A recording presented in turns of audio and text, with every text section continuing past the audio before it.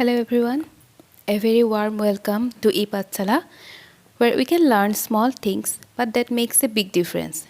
So in this video, we are going to learn about the Prime Minister's appointment procedure according to Indian Constitution.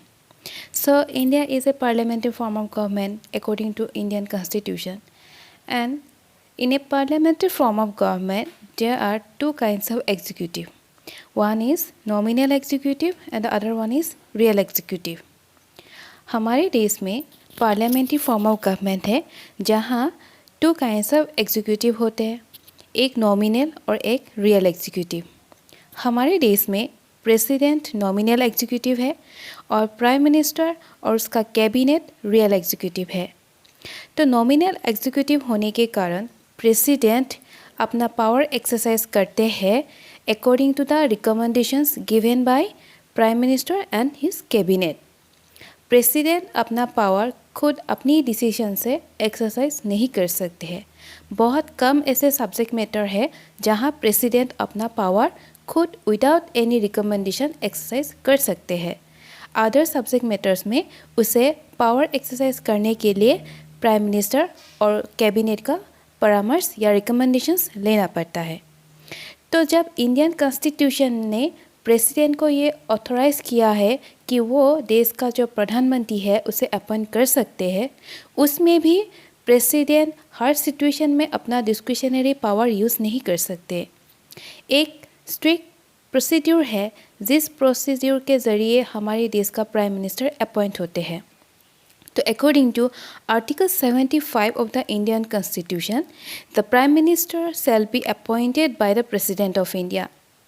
Article 75 में हमारी constitution का ये mention है कि देश का प्रधानमंत्री राष्ट्रपति द्वारा अपॉइंट होगा, लेकिन वो व्यक्ति प्रेसिडेंट की खुद की चॉइस का नहीं होगा। वो व्यक्ति होगा लोकसभा इलेक्शन में जिस पॉलिटिकल पार्टी को हाईएस्ट मेजॉरिटी वोट मिला, उस पॉलिटिकल पार्टी का जो भी लीडर होगा उसे प्रेसिडेंट प्राइम मिनिस्टर अपॉइंट करने के लिए बाउंड है, या फिर उसे ही प्रेसिडेंट प्राइम मिनिस्टर अपॉइंट करेंगे। लेकिन ये सिचुएशन हमेशा नहीं होता है। कभी कभी ऐसा भी सर्कमस्टेंसेस होता है जब इलेक्शन में किसी पॉलिटिकल पार्टी को मेजॉरिटी वोट नहीं मिला, तो उस सिचुएशन को हैंडल करने के लिए भी इंडियन कॉन्स्टिट्यूशन ने अलग से प्रोविज़न रखा है।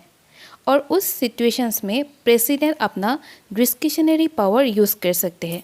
डिस्क्रिशनरी पावर का मतलब होता है जब प्रेसिडेंट प्राइम मिनिस्टर या कैबिनेट का परामर्श लिए बगैर खुद डिसीजन ले सकते हैं। तो ऐसी कौन सी सिचुएशन होते हैं जब प्राइम मिनिस्टर अपॉइंट करने के लिए प्रेसिडेंट खुद ही डिसीजन ले सकते हैं विदाउट एनी रिकमेंडेशंस? तो पहला जो प्रोसीड्यूर है वो है जब किसी भी पॉलिटिकल पार्टी को लोकसभा इलेक्शन में मेजॉरिटी वोट नहीं मिला, उस सिचुएशन में प्रेसिडेंट लोकसभा का जो भी बिगेस्ट पॉलिटिकल पार्टी होगा या फिर जो भी कोएलिशन पॉलिटिकल पार्टी होगा, उस पार्टी के किसी भी एक पर्सन को as a prime minister appoint कर सकते हैं। इसमें सिर्फ एक कंडीशन ये होता है, जो भी पर्सन प्राइम मिनिस्टर के लिए अपॉइंट हुआ है उसे आफ्टर हिज अपॉइंटमेंट लोकसभा में अपना मेजॉरिटी प्रूफ करना पड़ेगा, नहीं तो उसे प्राइम मिनिस्टर के पद से हटाया जाएगा। क्योंकि जो भी प्राइम मिनिस्टर होते हैं, अगर उसके पास लोकसभा में मेजॉरिटी सपोर्ट नहीं है तो ही can not continue his prime ministership. वो अपना प्राइम मिनिस्टरशिप कंटिन्यू नहीं कर सकते। Majority support is very very important to hold the office. Without majority support a person can not hold the prime minister's office. तो ये condition fulfil करने के बाद ही एक व्यक्ति जब प्रेसिडेंट के डिस्क्रिशनरी पावर से अपॉइंट हुआ है वो अपना प्राइम मिनिस्टरशिप कंटिन्यू कर सकते हैं। और ऐसा भी एक हुआ है इन 1979 जब तब का प्रेसिडेंट संजीवा रेड्डी ने शरण सिंह को अपॉइंट किया था एज ए प्राइम मिनिस्टर, जो कि था उस वक्त हाईएस्ट या फिर बिगेस्ट कोएलिशन पॉलिटिकल पार्टी का एक मेंबर, क्योंकि उस वक्त किसी भी पॉलिटिकल पार्टी के पास मेजॉरिटी सपोर्ट नहीं था और मोरारजी देसाई का गवर्नमेंट फॉल हुआ था। उसके बाद और एक ऐसा सिचुएशन है जब प्रेसिडेंट अपना डिस्क्रिशनरी पावर यूज़ कर सकते हैं, और वो है जब प्राइम मिनिस्टर का सडन डेथ हो जाता है। और ये सिचुएशन भी हमने हमारे देश में पहले देखा है। इन 1984 जब इंदिरा गांधी का असैसिनेशन हुआ था, जब उसका सडन डेथ हो गया था, उस वक्त उस वैकेंसी को फिलअप करने के लिए प्रेसिडेंट ने राजीव गांधी को as a prime minister appoint किया था। उसके बाद हमारे देश में इन 1980 दिल्ली हाई कोर्ट ने एक ये जजमेंट दिया था कि किसी भी व्यक्ति को अपॉइंटमेंट से पहले ही लोकसभा में मेजॉरिटी प्रूफ करने की ज़रूरत नहीं है। ऐसा कोई स्ट्रिक्ट रूल्स एंड रेगुलेशंस नहीं है। A person after his appointment also वो लोकसभा में अपना मेजॉरिटी प्रूफ कर सकते हैं with in A limited particular period of time. जो भी उसको लिमिटेड टाइम पीरियड दिया जाता है अपना मेजॉरिटी प्रूफ करने के लिए, within that particular limited period of time उसे अपना मेजॉरिटी प्रूफ कर सकते हैं to continue the prime minister's office. और उसके बाद हमारे देश में एक और प्रोविज़न है कि ऐसा कोई स्ट्रिक्ट रूल एंड रेगुलेशन नहीं है कि प्राइम मिनिस्टर होने के लिए एक व्यक्ति को पार्लियामेंट में मेंबर होना ही पड़ेगा। वो पार्लियामेंट का मेंबर नहीं होने से भी वो सेम महीने के लिए प्रेसिडेंट के द्वारा प्राइम मिनिस्टर पद के लिए अपॉइंट हो सकते हैं। लेकिन कंडीशन ये है कि अगर वो सेम महीने के बाद या फिर सेम महीने के अंदर अंदर देश की किसी भी रीजन से भी इलेक्ट नहीं हो सकते हैं to be as a member of the parliament, उसे प्राइम मिनिस्टर पद से हटाया जाएगा। अगर उसे कंटिन्यू करना है तो उस सेम महीने के अंदर उसे पार्लियामेंट के किसी भी एक सदन के लिए इलेक्ट होना पड़ेगा। ये एक कंडीशन हमारे देश में है। और एक कंडीशन ये है कि ऐसा भी कोई स्ट्रिक्ट रूल एंड रेगुलेशन नहीं है कि किसी भी व्यक्ति को सिर्फ लोकसभा का मेंबर होने की वजह से ही सिर्फ प्राइम मिनिस्टर के लिए अपॉइंट हो सकता है। वो किसी भी सदन का भी मेंबर हो सकते हैं जब वो प्राइम मिनिस्टर के लिए अपॉइंट हुआ है।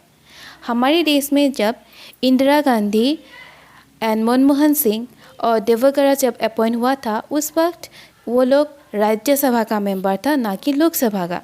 दे were the members of Rajya Sabha when they were appointed as a prime minister of India.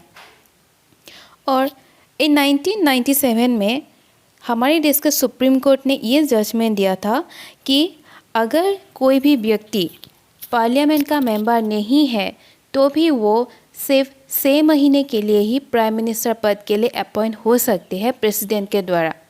अगर 6 महीने के अंदर वो इलेक्ट नहीं होता है और पार्लियामेंट का मेंबर नहीं होता है, तब उसे प्राइम मिनिस्टर पद से हटाया जाता है या फिर वो कंटिन्यू नहीं कर सकते। लेकिन अगर वो 6 महीने के अंदर इलेक्ट होता है तो वो कंटिन्यू कर सकते हैं।